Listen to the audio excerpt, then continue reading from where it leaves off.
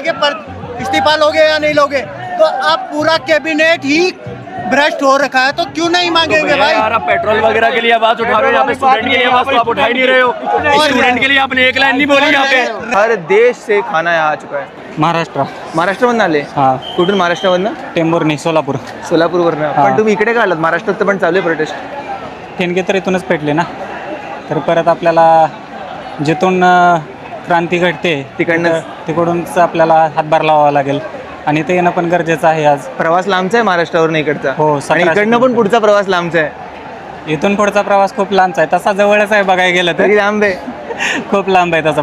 लोकांना काय सांगणार? कारण सरकार चेंज होईल नाही होणार, लोक पण तर चेंज व्हायला पाहिजेत.